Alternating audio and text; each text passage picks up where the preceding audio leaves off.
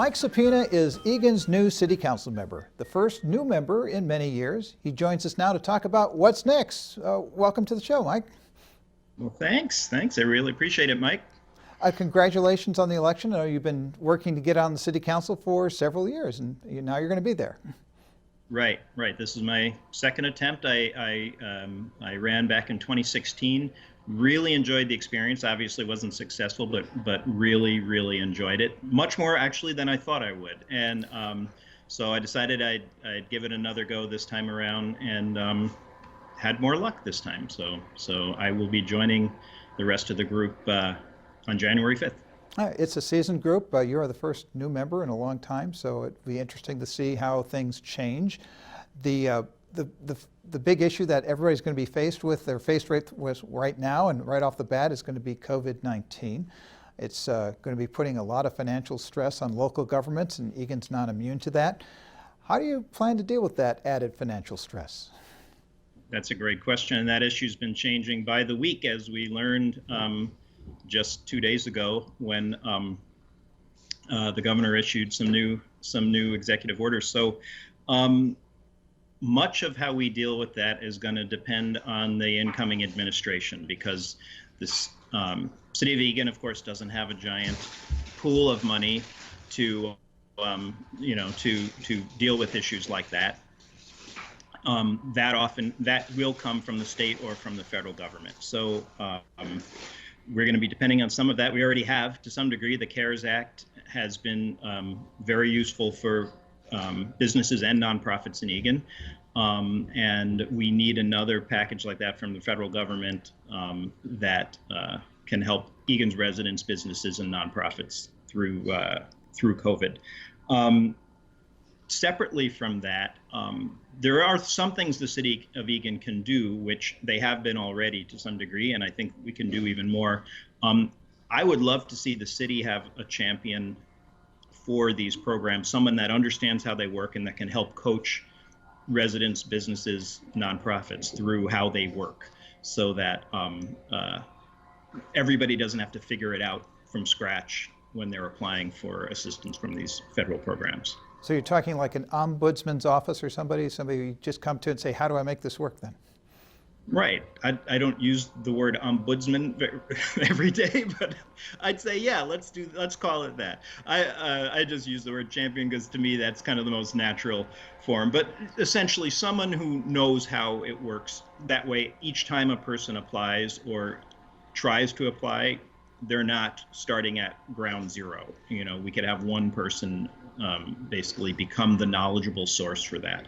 And it's possible the city's already doing that. I haven't checked in with the folks in the city if they've already done something like that, but it certainly seems like a logical way to approach this assistance that's coming from several different sources. So do you get an orientation here?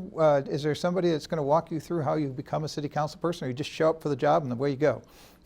It's already begun. I was in there last week and spoke with Dave Osberg, and he gave me a quick tour through City Hall. And I'm glad we did that last week because, again, things are changing due to COVID. So I'm not even sure we would be able to do something like that this week. I'm going to be meeting with Dave again and Mayor McGuire on Monday to kind of get another orientation from them and to chat with them.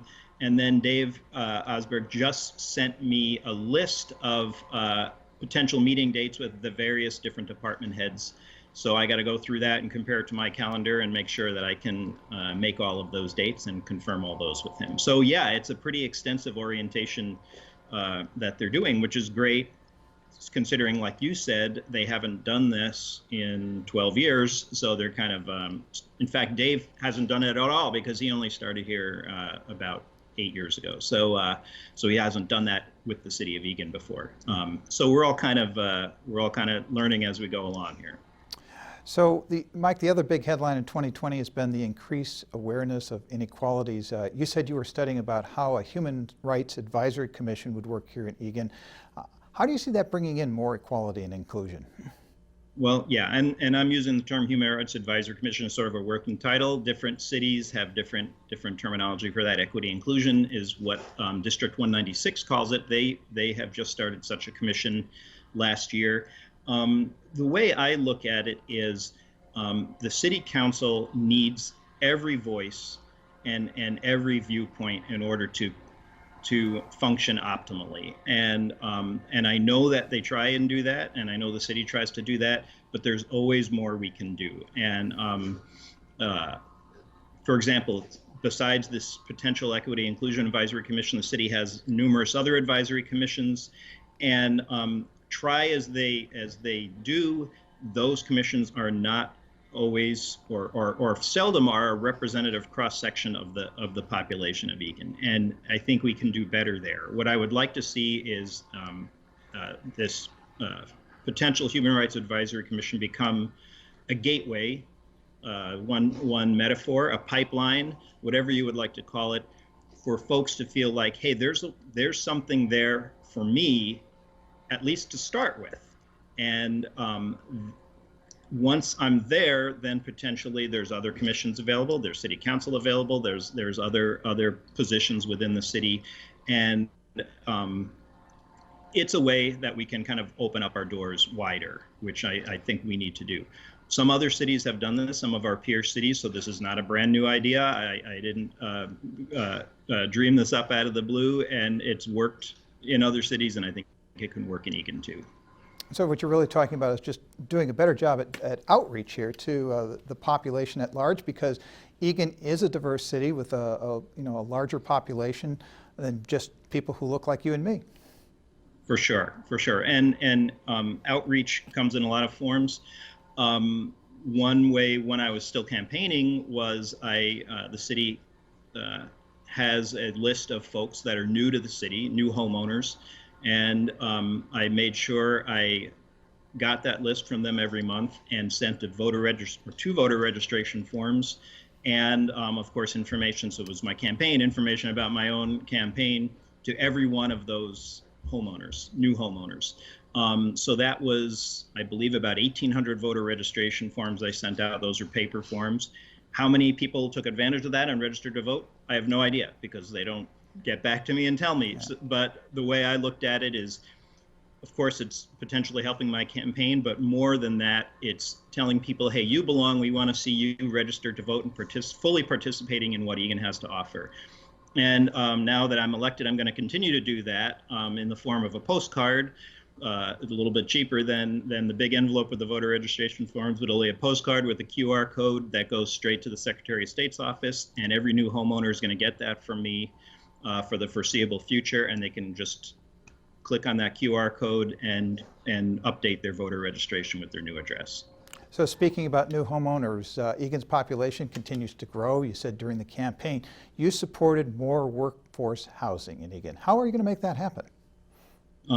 Well, that's another good question. Eagan, of course, doesn't build housing, but Eagan creates the framework within which different types of housing can be built.